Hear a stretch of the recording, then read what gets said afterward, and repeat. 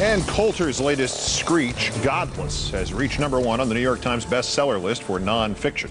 We can debate just how much of it is non and how much of it is fiction, but there's a more pressing issue. How much of it did she write and how much of it did she steal? Our third story in the countdown, an expert on the subject says Coulter is guilty of, quote, textbook plagiarism, and has concluded that she's passing off as her own writing the works of people at the LA Times, the Heritage Foundation, even Planned Parenthood, without giving any of them even a footnote's worth of credit. That expert, John Barry, will join us presently. His company took Coulter's book and ran it through a program called Authenticate. Apparently, Coulter is not godless, but clueless when it comes to ripping off other people's writing. In a chapter entitled The Holiest Sacrament, Abortion, there is a 25-word passage straight out of literature from Planned Parenthood. It had been taken virtually word for word. It is factual. It concerns the president of the Mississippi Baptist Convention, but there is no credit given. In another chapter entitled The Creation Myth, Coulter manages another long passage, this one 24 words, that is neither hers nor attributed. This time in a passage about the galactic ruler Xenu. She steals from the San Francisco Chronicle, though she did change 2 of the words, and we have highlighted them in italics, as you see. But the longest apparently stolen passage on page 5 of Coulter's book, 33 words long, from a 1999 article in the Portland Press. Again, the 4 words that were in fact changed in Coulter's book we have highlighted in italics. And in Coulter's Universal Press columns from the past 12 months, the Authenticate program found her borrowing from an LA Times article, and the Heritage Foundation has promised the CEO and founder of iParadigms, creator of a leading plagiarism recognition system. John Barry joins us now. Thank you for your time, sir.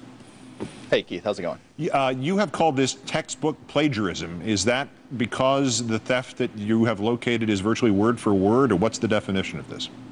Well, that's right. I mean, we analyze between 50 and 60,000 works every single day from all over the country, from actually all over the world. And, you know, in a situation like this where you have that much text used without citation or reference to anybody and passed off as actually Ann Coulter's own words, that's pretty much textbook plagiarism. The book is one thing, but you have found a column from August of 2005 that had 6 different passages from an LA Times article, and they were even in the same order in Coulter's book. Is that if the other thing is textbook plagiarism, is this advanced plagiarism? What is this called? Right. Well, the New York Post came to us and wanted us to analyze Ann Coulter's book, Godless, and the last 12 months of her syndicated column. And we found multiple examples of this sort of thing. It is, I guess I'd agree with you, it is sort of advanced plagiarism. But I got to tell you, after a while, we just gave up. We said, look, there's enough of it. There you go. You know, we're done reading Ann Coulter's work. We're not, I mean, clarifying here, we're not accusing her of recycling material from her own columns in the book. This is the work of other writers? No, this is not Ann Coulter. This is a work. These are works from third parties that were used without citation. That's right. The column from June 2005, facts from the National Endowment for the Arts, but they were taken from a Heritage Foundation report, also presented in the same order. Would any question of the authenticity of doing this, I mean, people quote other people's work and use long passages in books and columns all the time, under any circumstances, has nothing to do with a political point of view or the nature of the work. Are we talking about somebody who just would not put a footnote in or a credit? Is that what this boils down to? Look, I think the examples you've given today are the same sort of things that would flunk an English 1A student, you know, writing some term paper on the same type of subjects.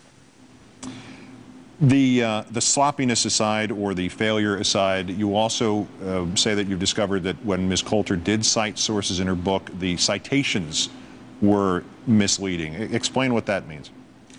Well, it's interesting because as the Post asked us to go through her book and through her articles, it was extremely unclear what the citations were referring to. She had citations maybe 3 or 4 paragraphs later, but the preceding 4 paragraphs were all quoted from the same source. So, you know, it was that sort of free and loose use of citations that made it very, very difficult to try to determine whether Ann Coulter was citing that material or whether she was just trying to pass it off as her own, but again, just plain free and loose with the citations. In going through the material in the book or in any of the columns, did you see anything in there by her about Jason Blair, by any chance? You know what? I've read a little bit about what Ann Coulter had to say about Jason Blair, and from my understanding, she pretty much skewered Mr. Blair for what he did. back at the New York Times. Maybe somebody could get him to write an op-ed and return the favor. Plagiarism expert John Barry, CEO of the iParadigms Company. Great, thanks for joining us. Thank you, Keith.